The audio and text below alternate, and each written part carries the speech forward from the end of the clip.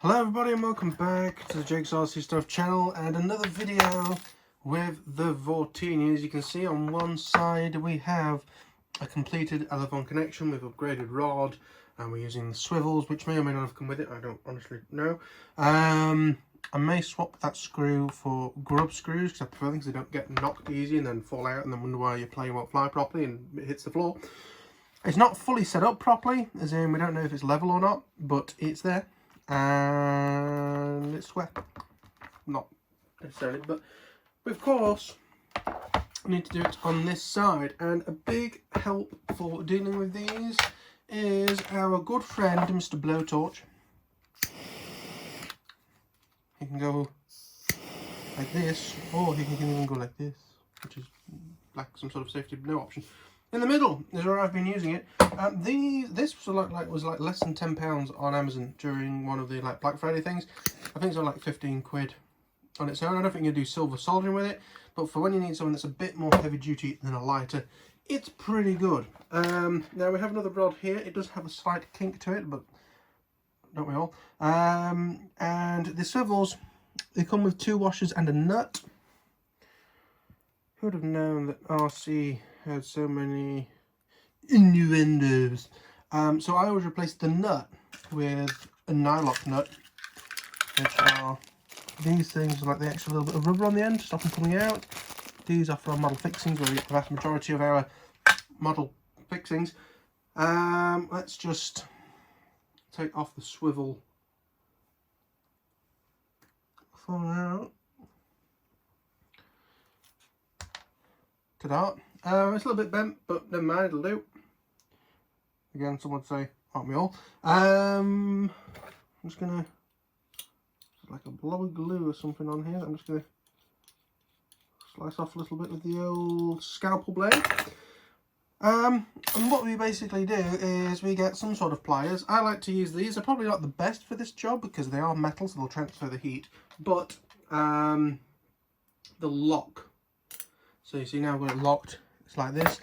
So we're going to heat up this end, and then we're going to stab it through the second to the top horn. So about the middle for heat. Try not to set the bench on fire and tread it in the middle of the frame.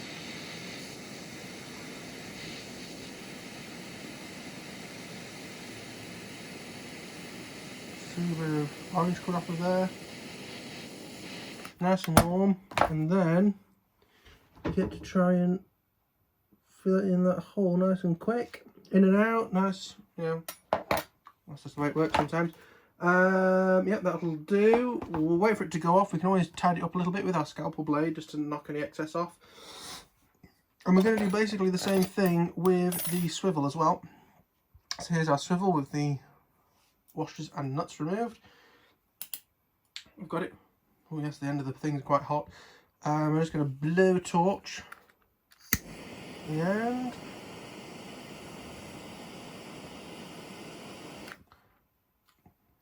Oops. Oops.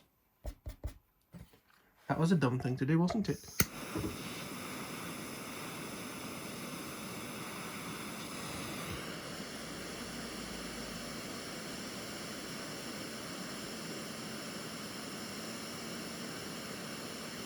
Excellent. Now on the MG90s there is actually like a little extra sort of slightly bigger hole second from the top, which is the one that I always use, so we'll just squeeze that through and back out again. You don't want to leave it in because otherwise it will keep melting the hole and make it massive. Just be a quick in and out. Again, as I've said, that's sometimes all we need. I'm just going to move this EFX screw out of the way so I don't accidentally melt it, because the tail was right at level for it to get done there, and sorry to the bench for slightly burning it out. That's still hot. Excellent. Everything is burnt. It's a typical Jake's RC Stuff video lately. It's actually 1:30. At least I have a bit of a cold starting. I've not been sick for ages, which, considering the rest of the world seems to be getting sick, I'm not too upset about that. What I'm going to do now is just use a scalpel to tidy up the hole slightly.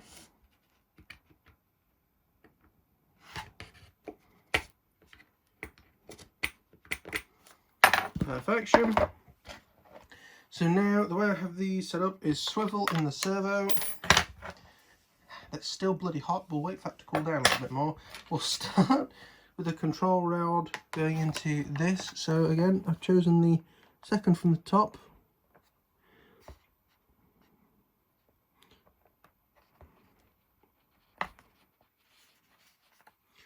I just need to,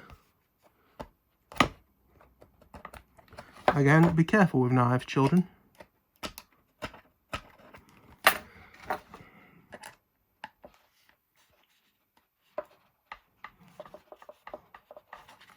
I mean, I've sliced my fingers open so many times, I wouldn't be surprised if my body is growing me a new finger somewhere, because it will be needed at some point. That'll do. Can I just, while we're waiting for this to cool down, just a quick aside. First of all, BritBox in the UK is brilliant because you get to watch old shows like Bottom, which I didn't know existed until recently. Thanks to actually a Facebook montage of all the bloopers. And also what's really good about an iPad is because it's like one of the only devices that isn't 16:9 or very close to it, it's actually great for watching old 4:3 shows. The screen is 4:3, so it makes perfect sense. So actually, if you're into old comedies and want something portable or something like that, an iPad is probably your best bet. And of course, a Diet Coca-Cola in a glass. Meant for special occasions, but what's more special than working on an airplane that's been sat in a box and you kind of forgot existed? Anyway, we shall... I'm slightly scared about that box being there. It has an address on. We'll move it out of the way. Yeah, it wouldn't have been in shot. So, my dad actually helped me find some different control rods for it.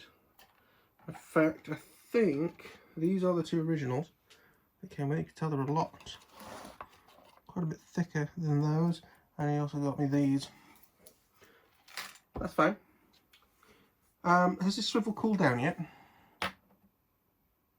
It's lukewarm, but it won't melt the plastic anymore, which is all we need, or burn me, which I guess is also important. So we get the swivel, we get one washer, we try and stick it in the hole. Again, many jokes can be said about that. In fact, here's a little tip for you. If you get a screwdriver, screw this screw all the way in. You can then use it to screw actually into the plastic. Excellent. So then we put the washer that came with it on. And then we're going to use a nylock nut.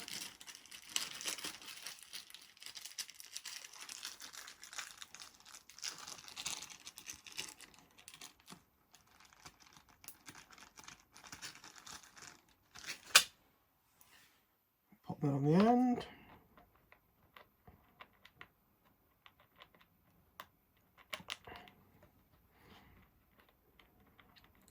Now the nylock bit, like the extra bit of the nut, goes to knocking the fucking thing off the end, the little washer.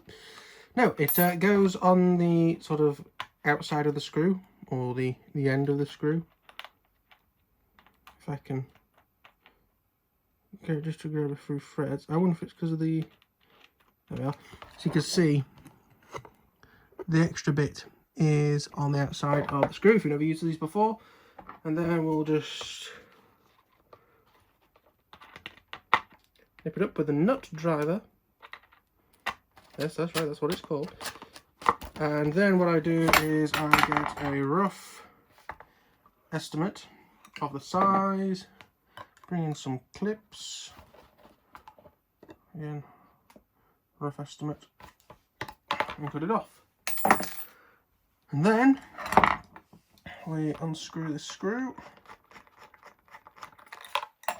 Not quite that much, but never mind, it'll do, just don't lose it. And then we, via the servo and via pushing the other one down, we can try and squeeze that in there. Now sometimes when you do the this, you create like a burr on the end of the rod, which you might have to get rid of. But I'm going to try and avoid doing that for now.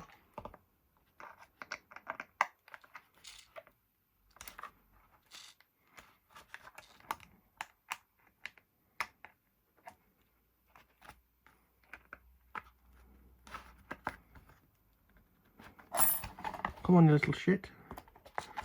We may have one of these little birds I was talking about to the file drawer, which if I could be bothered to edit would have a spinny thing in front of it. But that is a bit complicated. So I'm going to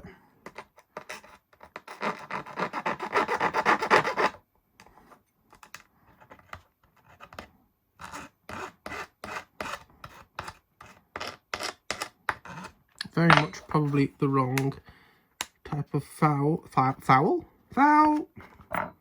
Get him off there. File.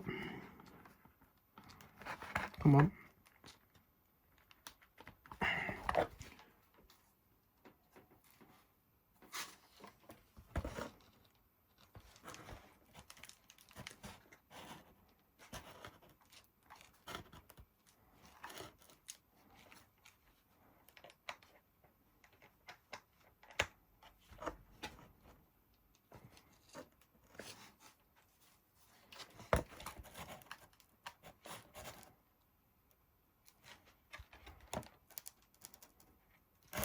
Aha. It only just fits, by golly bismolly, but it's there. So it is now connected, and to be very honest with you, you don't need this screw, it's that tight in there, but never mind. We shall put it in there, again just sort of semi-loose for now, because we'll wait until we power it up for the first time to find out. Which actually, we're probably not going to be that far away from.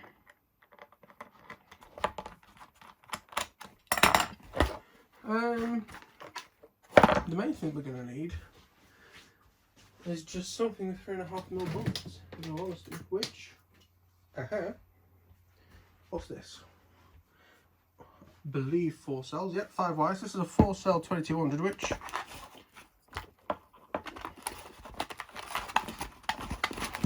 if you really wanted to, you could probably get to fit in there, but I'm going to use my 1400s.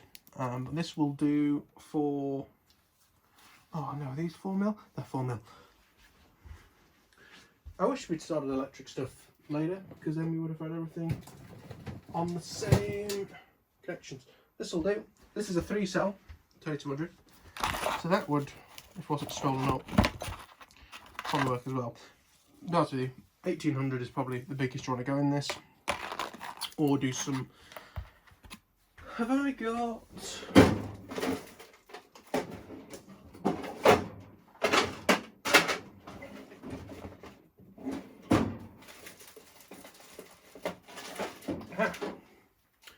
So, right here are two 18650s, and as you can tell, you can probably put 3 next to each other.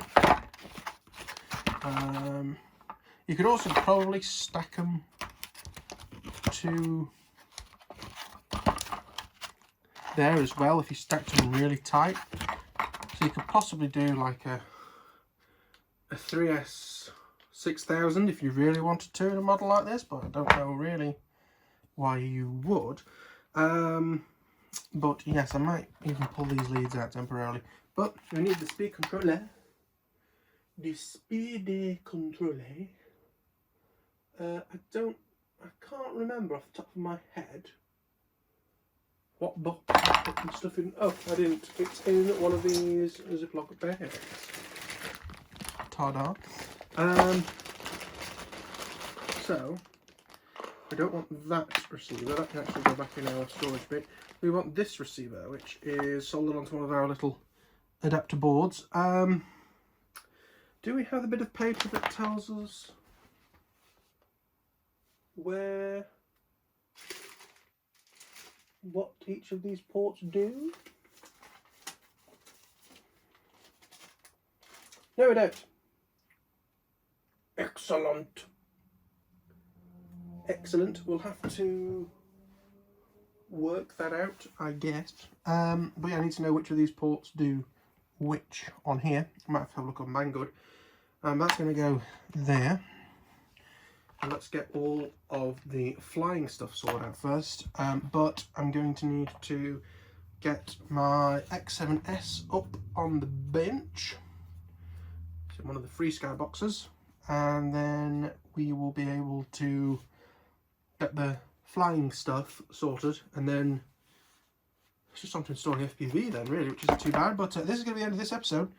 Like it if you liked, subscribe if you're new, comment if you have any questions below, and I will see you all in the next one. Bye bye.